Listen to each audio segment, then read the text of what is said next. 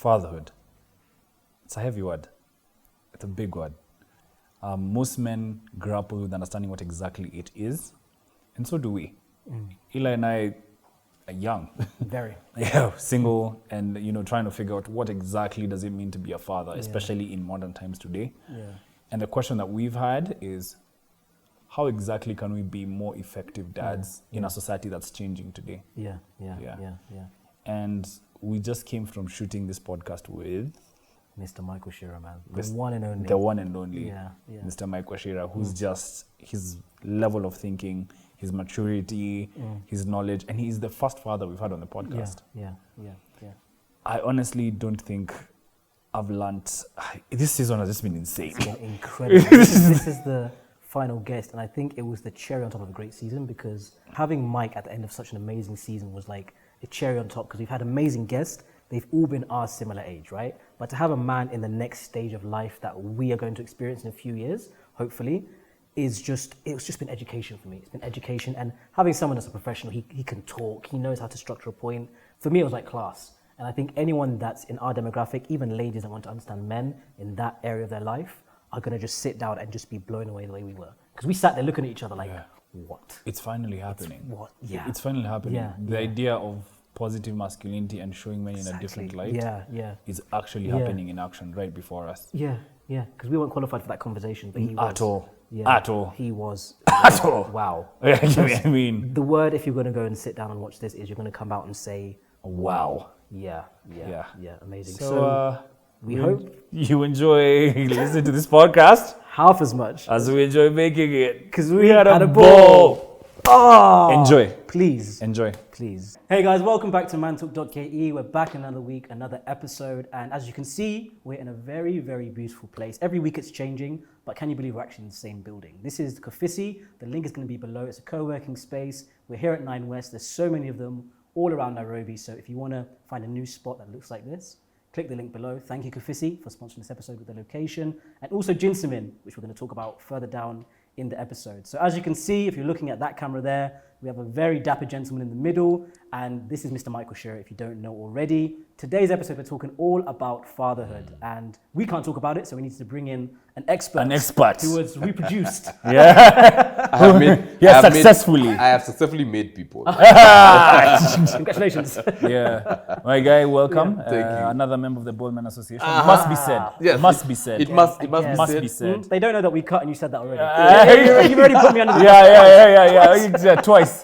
No, at some point, I mean, Eli will bring you along. Yeah. You know, the hairline will betray you. It's a painful relationship. No. I'll take this over this. Trust me, a good beard is helpful. But really, Mike, Yes. It's an honor to have you on the set. Thank you. It's The an honor honor is to mine. have you on the podcast. First of all, you're looking clean. Thank you, gentlemen. Clean. Thank you, Hey. gentlemen. We like Just it. like you always are. Now I'm Yeah. blushing. There we go. Yeah. But you look amazing. We're very eager to kind of pick your brain on the question of fatherhood, because we get that a lot, as much as we are not fathers. Yeah. So we said bring in a resident expert Yeah. to kind of tackle the issue. So just to kick off, the first question I always ask every male guest that comes in is, and it's designed to specifically like reframe the conversation from toxic masculinity to kind of shine a light on the people who've been positive in society like you have. What is the most positive aspect of you as a man, and what do you celebrate the most about yourself as a man? I think what I celebrate the most about myself as a man is that, one, I've been given privilege, and I recognize that I have privilege as a man, like we all do. And the thing with privilege is that most people who have it don't know they have it, or if they have it, they don't want to recognize that they have it, because they're using it to, get some sort of benefit by either oppressing others or, dominating over somebody else. So I think for me as a man, I recognize that I do have privilege. And I know that I can either use my privilege for good, I can use my privilege to create a better environment and society for everybody around me, or I could use that privilege to just uplift myself individually and benefit by myself. So I know I have privilege, and I think the thing that I am proud of most is that having recognized that, is that I have developed these platforms where then now I can use that power and privilege that I have to help others understand that they also have privilege and that they can do something good with it. Yeah. I It's a think fantastic response. Well, this is going to be a good podcast. God damn it. I can definitely speak to that being facts because one of our latest interactions a few months ago was to do with the issue when men had to use their privilege. And there's a lot of quiet voices, but you were the ones that were loud to use your platform. So I definitely admire that, seeing somebody in the position like you're talking about with power, influence, etc., and using it for good. It's been fantastic to see. So I want to give context as to your fatherhood experience. How many children do you have for people that don't know? One Just that I the know one. of. One that you know of. No, just one. Just one. So we like to also, when the guests come, sort of take them back to give more context as to how they've become the person, the woman or man they are today. So we always talk about like the early childhood. And since your topic is fatherhood, I want to know, how has your upbringing as a son affected you being a father now? Are there any consistencies that you can see? And you can maybe speak to the larger conversation of how you grew up versus how you now parent. Oh, that's a very good question. Thank you. So, yes. Yes, that's a very good question. So, for me, my experience with fatherhood is shaped by my experience as a son. Right. And so, my dad passed away when I was about 14, very young. And it was a really traumatic experience for me. I mean, until today, it's still something that It never goes away. I try and grapple with. So, and I remember when he passed away, a few years down the line, one of the things that I kept asking myself is, I wish I had some sort of memory, because like as time goes by, your memory fades. Yeah. And those experiences that you had sort of become very, you can't really recall them very well, and they become very blurred. So I'd go to the photo albums, but I would see like either pictures when I was really, really young, like, month-old baby. But then I couldn't find any pictures of me and him doing anything. Right. And so I used to sit and say, it would be really good if I could see a video of me and my dad kicking a football when I was 5. Or me and him just taking a walk. Or me and him just sitting under a tree and having a conversation. It's always a tree. Yeah. It's always a tree, right? Yeah, it's always a tree. It's the simple settings that mean the most, Yeah. create the best experiences. And so when my son was born, 2010, You set out to create memories. I deliberately set out to create memories. So I have videos of my son from the minute he was born till today. Yeah. I have GBs and GBs and GBs of footage. The folder called son. For my son, because I want a situation where if, God forbid, I'm never around, or I won't be around, he has got somewhere he can refer to and say, wow, all his first experiences and milestones, I am there, documenting. When he first walked, when he first wrote on a book, the first word he said, the first time he kicked a football, the first time he went swimming, the first time he went hiking, the first time he did archery, the first time he rode on a bicycle, on a go-kart, the first time he did every fast. You're there. I am there. And I'm deliberately there. So I want to create like a sort of chronology of events where he can, as he grows older, he can say, these were the seminal moments in my life, and my dad was there through all of them. So that when he becomes a parent as well, he will use that as a frame of reference and say, wow, my dad was present for all these great things that happened in my life. So I also have a responsibility to be present as a father. That is fantastically put. And that's how you change the narrative, right? That's fantastically put, because you see, for you, because you didn't have that experience, that longing is kind of satisfied through your son. Exactly. And he is also going to grow up to have that longing also to give that same quality of life and that quality of relationships with his son. So the question I have for you is still pegged onto early life. Now that you lost your dad early, who exactly taught you how to be a man, and how has that affected you as a man today? Well, so, I mean, first of all, I have to shout out my mom. My mom is like OG for real. My mom is so amazing. I think everything I am today is because of her. She provided me the guidance, the space, and the encouragement to be able to find myself, to be able to tap into my talents, and then develop those into skills, and then be able to just go out into the world and use that for the things that I'm doing.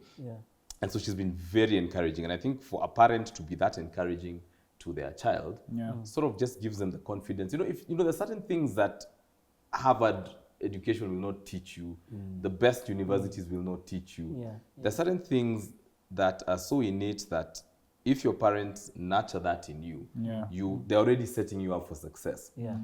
If you can teach your child to be confident, if you can teach your child to be self-aware, if you can teach your child to be able to understand the privilege and power that they have and the skills and talents that they have and the things that they can do with that, you will have set that child up better than any Ivy League college could do. So true. Facts. Yeah.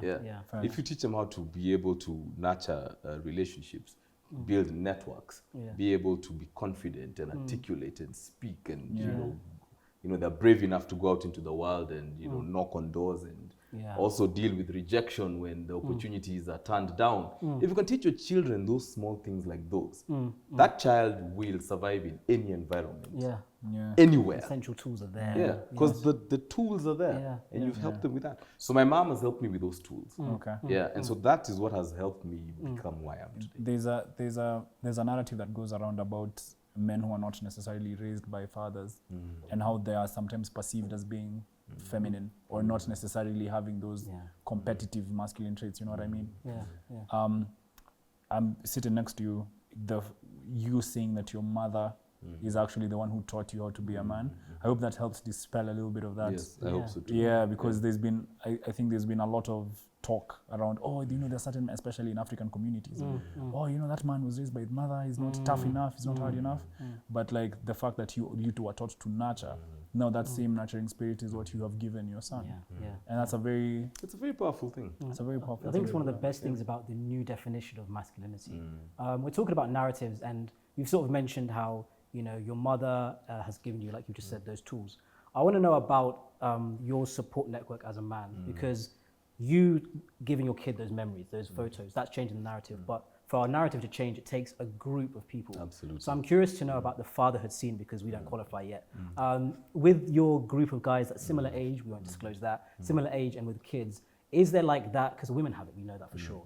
But do like Kenyan, specifically African men, have that network where you can ask a question, our kids can go play? There's like that. It takes a village. It's a village. Now it's very interesting that you should say that, because one of the because we live in such a patriarchal society, and as men we pick the things that work for us, and we leave out the things that don't.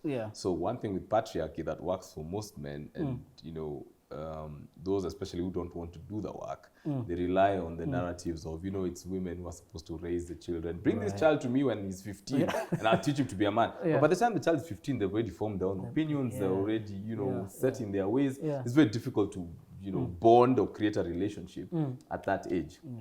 So what I try to encourage my friends who are also dads, and they're great, great dads, by the way, they're absolutely fantastic fathers out there. To hear. It's just that men don't celebrate themselves as fathers as much as they should, and there are not that many platforms for men to celebrate, being great dads. So true. And just like in any other society, what you hear about most is just the negative aspects of everything. So that's a deadbeat dad. That guy ran away, left his child, blah blah blah. But you never get to hear about, and that's why I like what people like Ted Josiah are doing. They're really, really breaking the mold.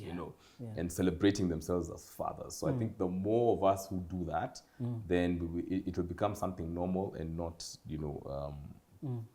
something left field. So back to what you asked. Yes, I do have a group of friends, very close friends. We're about 4 or 5 of us, who are excellent fathers. We love, and we sit and we have those conversations about, by the way, have you talked to your son about, your son is a preteen, my son's a preteen, have you talked to them about issues of what changes they're going to experience in their bodies, how they need to relate with the opposite sex, things about consent, things about bodily autonomy, things about boundaries. The whole book. You're about to turn your son into Plato. But it's really important, because for me, I'm a strong believer in the fact that if we parent children well, and we instill certain types of values and a certain way of thinking and behaving, that they will carry that into their adult life. Yeah. And a lot of the problems that we see in society today, especially in relationships, you can actually trace back and see this child didn't have this conversation with anybody. Yeah. Because so if I was to ask you, for example, who taught you about girls? My brother. Okay. Who taught you about girls? South Sea. Yeah. Absolutely. Yeah. So you see, because parents sort of don't create the relationship with their children where they can have these sorts of conversations. Yeah. You go out to look for that information. Yeah. So, you'll talk to your brother, maybe, and your brother will have talked to somebody else. Yeah. And, that information is just being passed down broken telephone way. So by the time it gets to Eli, it's something completely different from what it was intended to be. And then you go to popular culture, so you get music and novels. Music, and actually. movies Music and, taught us about Which women. is lies. which is all lies. And then- Disney. Yes, and Disney and all that. And then, you go... I blame you, Disney. Yeah, but it's good that you said Disney, because our ideas of what relationships are very very utopic. Utopian. Yeah, it's very utopian. You watch that movie where there's this guy and then he tried and then he came with a guitar and played at her window. Or he and was then a geek in school. There's a gig in school and then suddenly I don't know what you happened. had a Magic heartbreak, carpet. then became the bad boy. Then Then things like those. So that forms our Might be true. opinion. That forms our opinion of what relationships should be. Yeah. But then it gets with the girl and then the credits roll and the movie ends. Yeah. But nobody tells you after the movie ends, how did that couple handle the loss of a child? How did that couple handle auctioneers who came because they couldn't pay rent? How did they handle loans with the bank? How did they handle... So you don't get to see all those things. Yeah. So we go into relationships thinking that, okay, fine, this is the way it's supposed to be. And then you hit with all these realities which you were not prepared for. Yeah. And it's the same thing. And, so popular culture does this where it creates this sort of, thinking and narrative about how you should relate, as men and women. Yeah. And you very quickly find out that that's not the way it should be. Yeah, it's nonsense. It's absolute nonsense. So, for example, if I'm a young kid who's like, I'm a preteen, I'm 9 and 10, and I'm watching a music video, Jamaican music video, where, the guy is daggering. And I'm watching and I'm like, so this is how... And then, in the video, the girl looks like she's enjoying it. And the guy False. and everybody around is cheering. And so as a young kid watching that, that's my frame of reference. Where I'll be like, so this is how I'm supposed to dance with somebody, with a girl. So guess what I will do at the next birthday party where we've been invited? I'll do exactly what I saw. And then when she turns around and slaps me or it becomes an issue, suddenly now I'm confused about... This was not in the music video. This part. This part was not in the Listen, music Sean video. Paul was having fun. Sean Paul was having fun. Mavado was having fun. So, Vibes Cartel was having fun. So I'm not getting what's going on here. So it's up to us as fathers to be able to see that for what it is. Yeah. And then be able to have this conversation and say, okay, fine, there's this whole thing called popular culture, which, creates this sort of world, which is not necessarily a reflection of what the world should look like. That's just for entertainment purposes. But if you want to be able to, have a healthy, meaningful relationship with the opposite sex, this is how you must engage. And I always say, like, for boys, it's very important, if you want a boy to know how to engage and relate to a girl, let him learn from a woman. And vice versa. If a girl wants to know, let her learn from a man. Sorry to interrupt, because like we've been emphasizing platonic relationships, and like now that you've said what you've said, it's like you can do it at an earlier stage if he has a very stable relationship with his aunties, his mom, his cousins. I see what you're saying. That's a very, like so like for my son the other day we had because I have a very strong relationship with my son, so we had the conversation about sex. He's now 11. We had the conversation about sex, where babies come from. That must have been awkward. No, it wasn't. You see, it's only awkward if you make it awkward. True. And it's only awkward if you're not prepared to have the conversation. And most of us are not prepared to have the conversation. Really? You see, I always say, when you buy a TV or any appliance, it comes in a manual, doesn't it? It's true. It's true. It always comes, never mind we don't read the manual, but it comes in the manual. Yeah, gotcha. And so you always have a frame of reference and some tool that you can refer to or resource for you to be able to do this thing you want to do. Tough. Why do we think parenting is different? Why do we think that just because you're a dad, automatically this knowledge will come like manna from heaven and you will know? It doesn't. You have to educate yourself. Yeah. You must. So if you want to have these sorts of conversations, you have to prepare yourself for that conversation. Yeah. So what I did is I prepared myself for a whole week. But then I made it look like it was a very spontaneous, organic discussion. Yeah. But As a smart dad. As a smart dad. Yeah, but I'd prepared myself. Yeah. I had the My books, experience was very different. My sex experience was, I think certain tools were found in the bedroom, and the house was in full panic mode. Exactly. As to what exactly is this boy doing? Yeah. Where did he get it Where from? did he get the What has he condoms? seen? Yeah, where did he get the condoms from? How much does he know? So So those conversations. So for him, like we were just watering the garden, and I'm like, Baba, do you know what do you think is the difference between your body and a girl's body? Nice, good, yes. And he says, oh, I think my body's like this and a girl's body's like this. I'm like, oh, okay. As a matter of fact, wait, let's just leave this. Let's go check.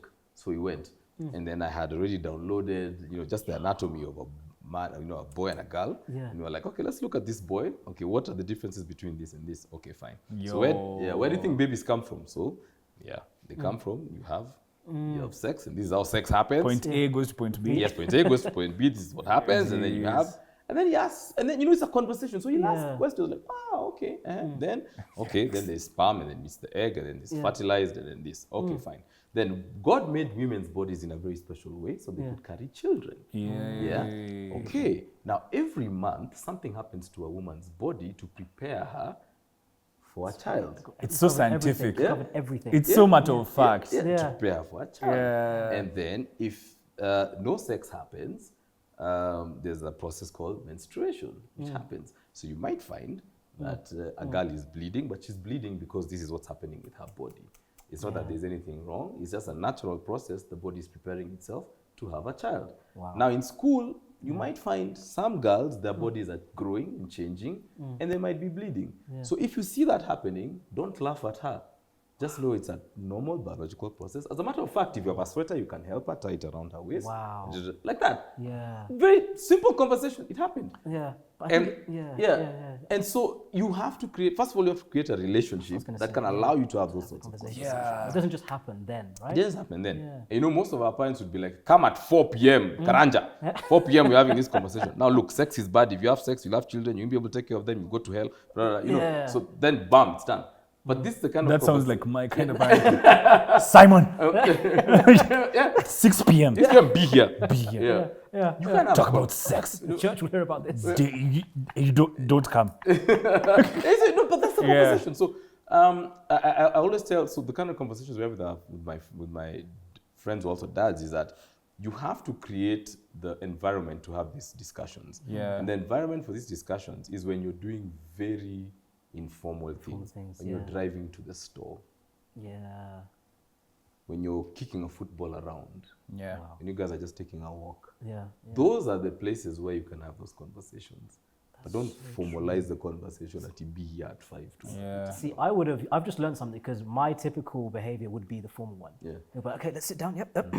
So that's actually good. When they're in a relaxed state, they think it's just another conversation, not a special conversation. And it just goes in. Behold, like a parable. I will offer you my knowledge, my son. Hey, you're quite sage. Under tree, right? Quite sage. I have another question, and this is about raising vulnerable sons in a society that's quite unforgiving of vulnerability amongst men. Like all of us are taught like, yo, don't smile too much at these boys. Like if someone takes something from you, at least that's how I was raised. I remember one of the things that I had to learn growing up where I grew up was like, if you get into a fight, always win. Like make sure that you put enough punishment to cause a deterrent. Like that's one of the things I was like taught when I was very young. It was like, yo, don't come crying to me.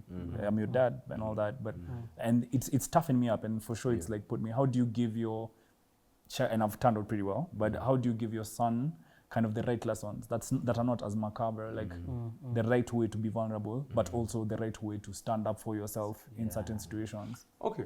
So that's a good question. I think the way I do it is by him first seeing that I can also be vulnerable. Lead by example. Good dancer. Yeah. Good Lead by dancer. example, yeah. Yeah, you lead by example because children don't do what you tell them; they do what they see you do. Yeah. Yeah, and so I deliberately do it where he will see me in a panic because of work or something, and he tell me, "Dad, relax, stop panicking," and I'll be like, "Yeah, Jason, you're right, man. Like I was actually panicking. Like this thing is really, really getting to me." Wow. And I'll be like, "No," and we'll talk about, and he'll see. Yeah. What? And I want him to see how that has affected me and how I have dealt with it, and the fact that I was vulnerable enough to say, "Hey, this thing in an Ilemea, but thank you, Baba, for giving me at least some encouragement and reminding me that it's not going to, How powerful is that? Yeah, That's incredibly powerful. this thing is not going to take me down. Like I can do it. And he tells me, "Dad, you can do it. You can do it." I'm like, actually, you're right. I can do it. Yeah. So let me just take a deep breath, relax, and then I'll come back to it again. So it's important if your children see you being vulnerable, and they also see that by you being vulnerable doesn't mean that you're any less of a man. Yeah. For him, then he'll understand how to be better in touch with his own emotions and his own, feelings around things that are happening. What about toughness and gaining other men's respect? I think the important thing is not even to gain other people's respect. The important thing is to be, first of all, do you respect yourself? Are you because if you're confident and you respect yourself and you've got your price and your standards, then respect will come automatically. Yeah. So it's not about going out there to consciously Don't go beating on people. Beating and no. As long as you know who you are, you're confident in who you are, you know what you bring to the table, respect will automatically come. So guys, we're going to interrupt the podcast very quickly to just tell you about our sponsors, Jinsamin. Every episode we're talking about these guys, and I'm sure you're familiar by now. This is week 8 or 9, I think, for me now. About 8 or 9. And it's December still, if you're watching this, and it's been a very, very heavy month. So for me, I think Jinsamin has genuinely been the source of my energy after 6 p.m. If it wasn't for Jinsamin, 6 p.m., you're not reaching me. Yeah. Basically, we're here in the evening, managing to shoot after a long day, and I'm just thankful that the product's good, and also the ethos behind it, taking charge, etc., which we've talked about so much on this episode, is something we align with too. So, how's your similar week to me? Similar week. It's the holiday season. Holiday season. It's the holiday season. I have to use my Jinsamin to just get things done. The worst thing about trying to balance, because you want to be on holiday. Of course, you really want to. You're trying your but best. It's still at the back of your mind. But at the back of your mind, there's a number of projects you want to get done, so that you want to get ahead of the next quarter. year. So that's really important. That's one. And two, that you want to be the fun uncle. Yeah, of course. Yeah, I mean, you want to roll with the boys. Yeah. Football is still on. Yeah. There's Christmas games. There's Boxing Day games. You want to shop for the boys, and to do that and still to balance all that, for me, it's been really helpful. Now I'm in week, because I was slightly ahead of you. Now I'm in week 11. 11. Okay. So now week 11 for me has been productivity has improved. We're shooting podcasts, just back fun to times. back. Little trade secret. We're going back to back with these episodes. So the fact we're still wide-eyed, bushy-tailed means this is working. So guys, thank you, Jinsamin, for sponsoring the episode. And if you experience in Jinsamin, send us a message. Let us know how it's going. Enjoy the rest of the podcast. Bye. Bye. Sounds like just the place, a level of evolved that you are, Mike, seems, for some people that are watching, might seem very far away. So I want to talk about how you got to this stage as Mike, because that's informed how you're a father. Because there might be someone that's like, okay, teach my kid to be vulnerable myself, but I can't be vulnerable myself because I've not done the self-work to even go to that place. So how did you prepare? Was it something you just evolved very quickly because you knew there was a child? Is it a journey you took before or during fatherhood to be in that place and be, No, it's a journey I took. Yeah. So I remember when I was growing up, Yeah. I grew up in a neighborhood that, again, privilege. Yeah. So I grew up in a neighborhood that wasn't rich. Yeah. But it was a nice childhood, But I was around very rich families. And growing up as a child around very rich families, what tends to happen is that they coalesce and they form their groups and everything. Yeah. So for one, I was never a popular child. Really? I was never anyone who was picked to play any sport or anything. I was never the go-to guy for anything. So I had a very huge self-esteem issue when I was young. Oh my God, yeah. And so for me, because then all these kids went to the same schools, they went to the Lenanas, the Patch and the Boat and Nairobi schools and everything. And so which schools did you go Mary's, No, I was in Consolata, but then after that I went to Nyeri High. But then they all went to this this school, Nairobi. Then Nairobi, the Patch and Lenanas and St. Mary's and everything. And so there was something about kids who were in those schools that was, you're like, hey, these ones I can't reach them. And so I always grew up with that sort of inferiority complex. Yeah, like an inferiority complex actually. Yeah. And then so it's very funny. When I went to college, because I studied, so here again, all my friends went to the US, to the UK, to Australia. Where did Mike go? India. Oh, I've been to India. You've been to India. Yeah, where in India? Yeah, Bombay. Yeah. So where did Mike go? Yeah. For his higher education. Yeah. I went to India. When I got there, India is especially Bombay is a very, very interesting place. So I mean, I'm 18, 19. I am hit with a totally different culture that I cannot even understand. Very different from Africa. Very different. Yeah, they stop when the cows are crossing the road. Yeah, like I mean, no, and you come from a culture that slaughters cows. Yeah, no, well, there's that. But I mean, I experienced a lot of things very quickly. Yeah. And so when I got there, what happened is I found Kenyans had sort of grouped themselves into these tribal cocoons. So Kikuyus were here, and Luos were here, and Kisis were here. No way. And so I was like, okay, wait first. First of all, I'm even shocked Kenyans are in Bombay. At that time, they were very mean. Yeah. So I got there, and I'm like, okay, what's going on here? Okay. And then, so quickly, because I'm Kikuyu, I mean, the Kikuyus came and claimed me and were like, he's ours. He's ours. Wachira. Must come here. We must initiate you into this rite of passage. Now you can't hang out with those guys. And I'm like, what are you talking about? My best friend back at home is Luo. Another good friend of mine is Luya. Another one is Kisi. So what are you telling me I can't? So to me, that was the first thing that roadblock that I was like, wait, now here's not working out. And so then I met some guys there who were learning, who were also my age. And we just clicked. And these guys really helped me grow because they were like completely left field. They were just doing their own thing. Yeah. They were DJing, others were doing I don't know what.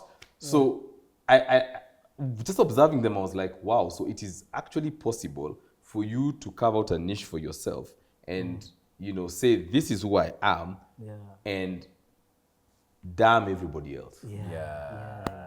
And so, I could see that because guys would tell me, no, don't be like Bobby, don't be like Eric. Those guys are lost. I'd be like, yeah, they're lost, but they're having fun. Right? Yeah. This guy is a DJ. That guy is in Bollywood movies and he's making money, but he's still going to school. You're broke here asking me for cash, and that guy is there. So I'm like, there's something wrong with this. He's making these rupees. The guy's making his rupees. This is not making any sense to me.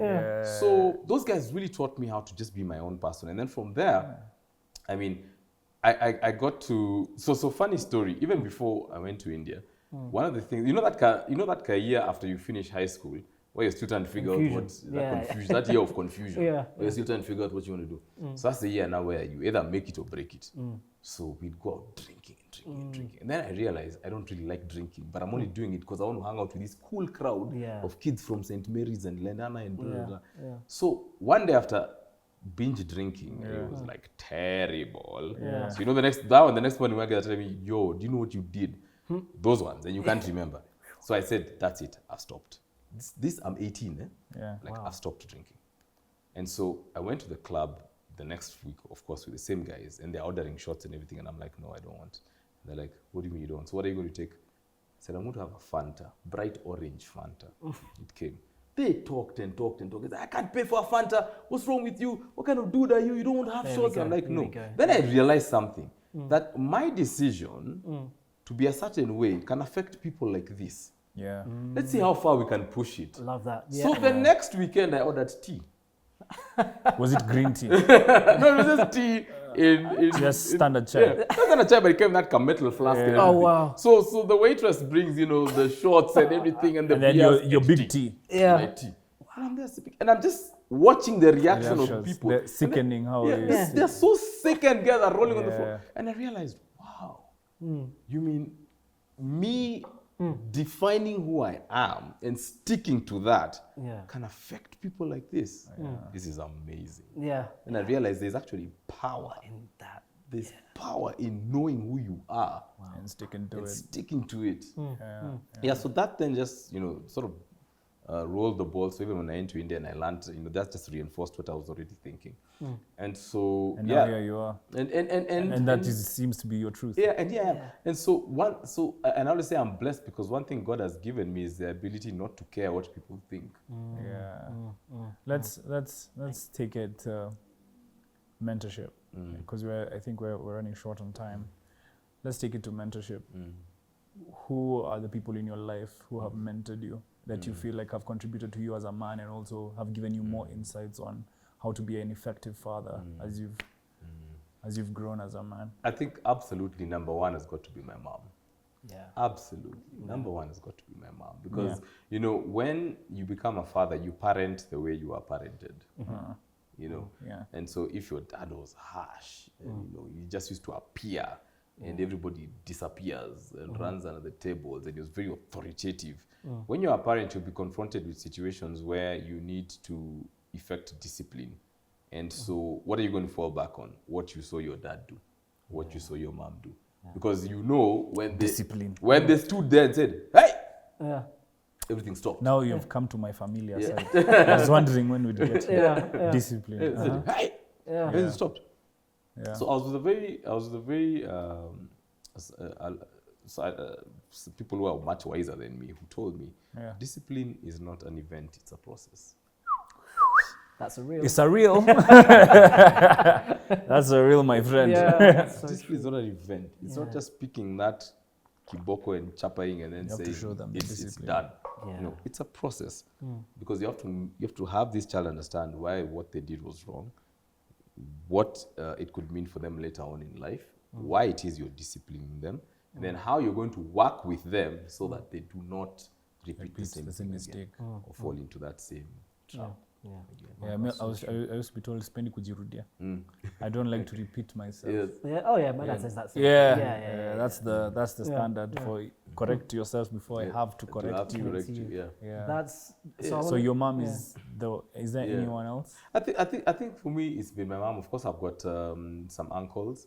I've got some cousins who are much older than me, who I've also learned from. And your network of friends. And then my network of friends. And why the network of friends is very important is because, we also compare parenting styles. Yeah. And, we have these conversations about, wow, so... Feel free to shout them out. Yeah. Feel free. One, of course, Jeff Mote is a fantastic dad. Jeff Mote is a fantastic dad.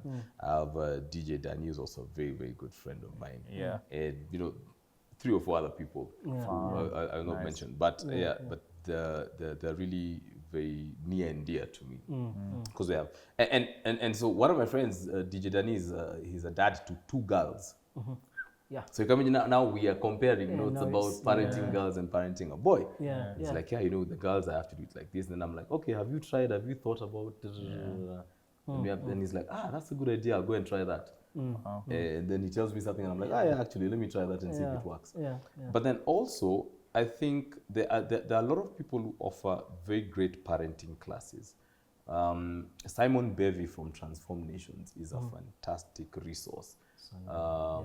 And then Dr. Mukole as well is also another fantastic resource when it comes to understanding parenting. These guys have actually studied and published books around parenting. I have a question. Have they published books around finding the right partner? Because I want to know. I'll read that. No, they probably have. But I wouldn't know. But I think they probably have because they've published extensively. But finding the right partner is really, really important. And I think we fall into this trap where as you grow older, there is that pressure for you to start finding somebody. And, your parents are trying to set you up like, but what about Mama Nali's daughter? She's very nice and she works at such a bank. This happens weekly phone calls with my parents. Same thing. So nothing. So are your eyes closed? Yeah. Every week. Are you walking blind? Yeah. Is that a problem? Like, I know you had problems. I know you got hurt. But why? You're a handsome man. It's okay. It's fun. Enjoy.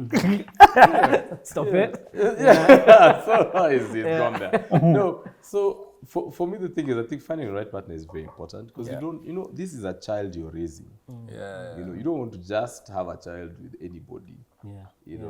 And then for me, I also look at it this way: not everybody has to be married. Not everybody has to be a parent. Yeah. And it's okay. Because what happens is you find people are pressured by society, by their parents, by their church, by whoever, to get into a relationship they don't want to be in, to have children they were not ready to parent. And then what do? You end up traumatizing an entire generation who will carry that trauma as adults and traumatize others. And then what happens is, because as a society, we don't know how to deal with our trauma. We never look for help. We don't see therapists. We don't even sometimes understand or recognize we're carrying trauma. If you don't deal with the things that hurt you, you will bleed on people who didn't cut you. You know? What? Yeah. That's facts. And I see no lie. A lot of us, I can guarantee you, there's none of us who doesn't have some sort of trauma from childhood. Either the trauma came from someone who bullied you, it came from parents, it came from teachers, it came from house helps, it came from somewhere. It's just like We're all carrying trauma at one point or the other. And whether we dealt with it or not is now another question. With all of that, like in society that you've mentioned, like the scope of things, do you think that, because there seems to be a massive struggle around fatherhood, hence the episode, do you think the label that we have, especially as black men, is earned? This label of, present, they haven't dealt with the said traumas. What do you think is the scope right now? Do you think there's hope for guys, and do you think the label is earned? Yeah, because there's a lot of talk about absentee fathers. Just negativity around it. Yeah, a lot of nonsense. But on media, popular media, or being black doesn't mean being a present father. Okay, so you see, for media, first of all, one of the things we need to be very alive to is the fact that for media, most media is not out there to be transformative. It's just out there to be sensational. Because sensation brings views, it brings ratings, and it sells newspapers. If it bleeds, it leads. These lines, Mike. These lines, they're so good. They're so good. The guy he did his research. We've brought a well-trained to podcast. Wow, I'm having a great time. I'm wondering. I'm praying that we don't have to stop. So most media is not transformative.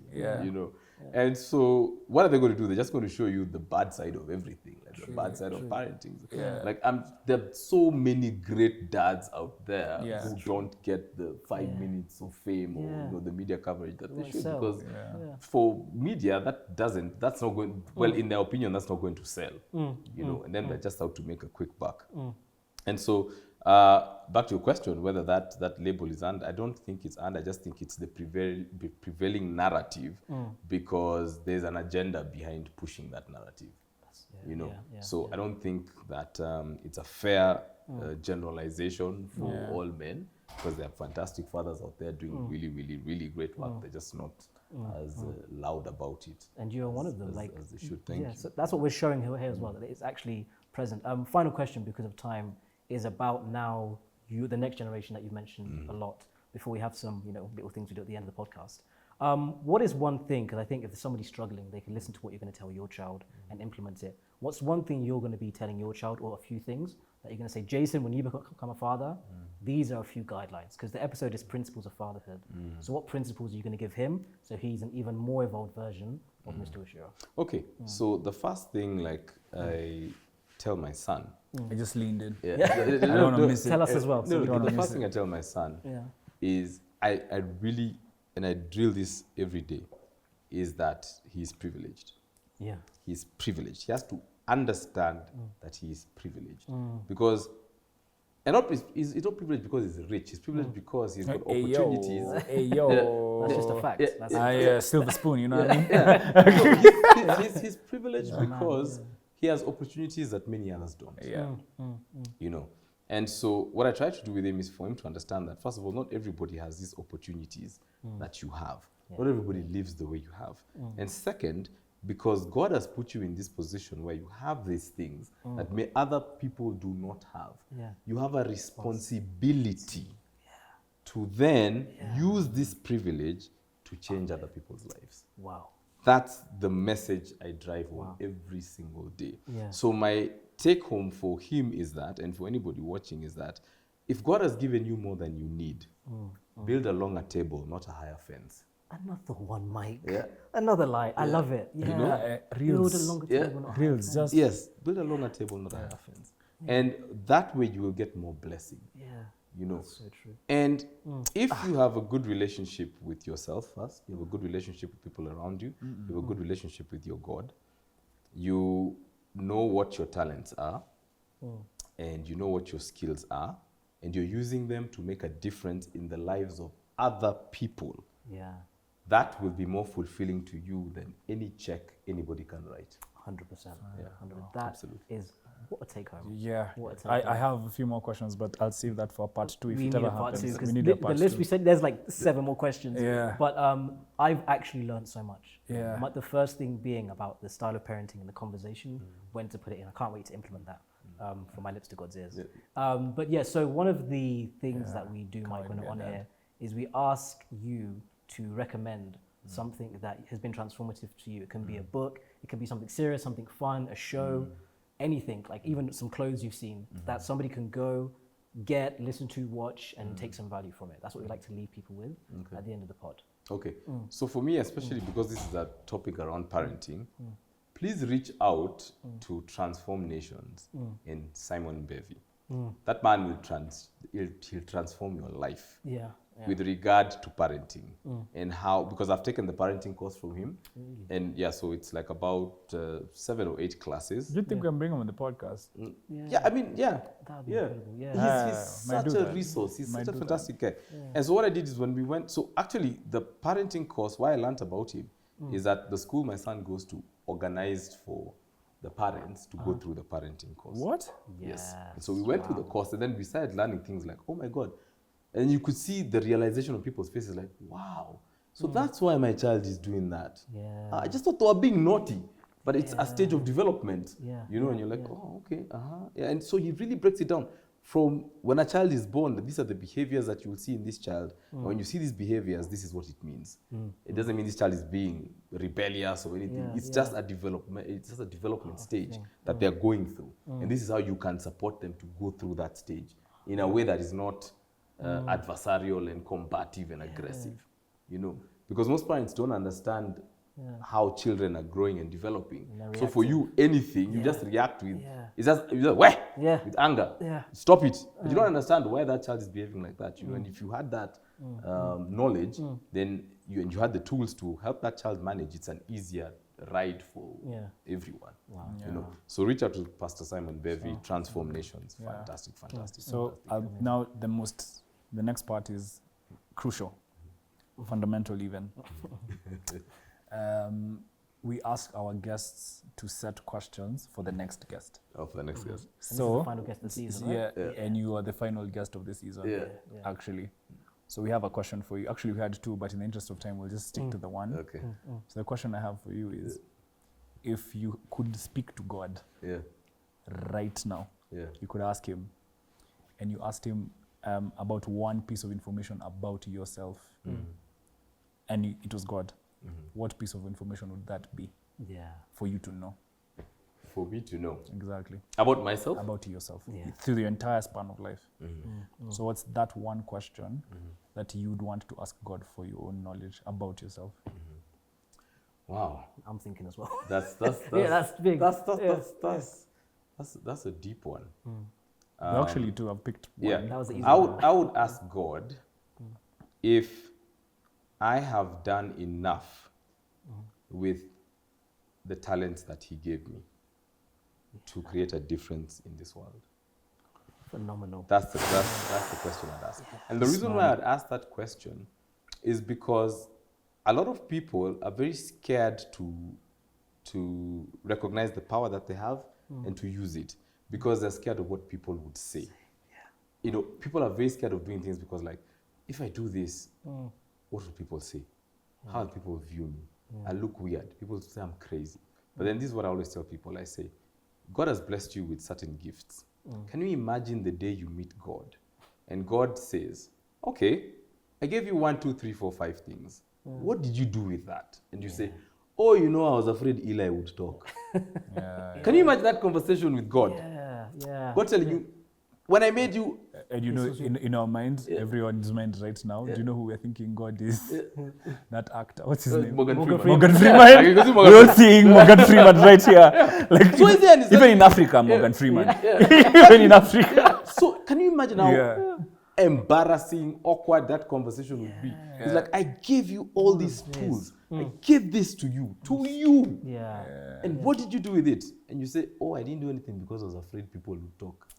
Other beings. What an excuse, you know?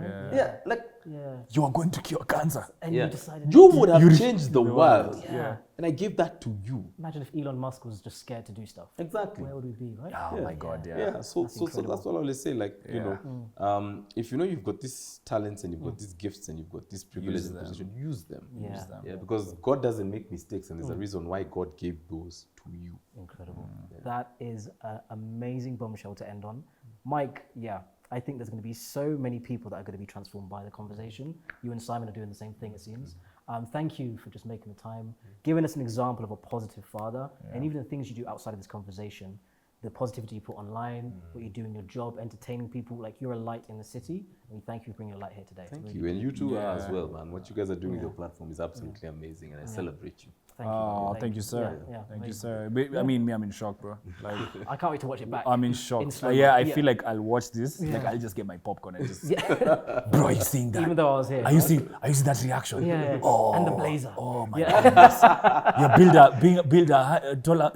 Build a longer table, not a higher fence. Tat it on my back. Yeah, gems. Yeah, gems. thank you. Have you done this before? I feel like. Have you been here?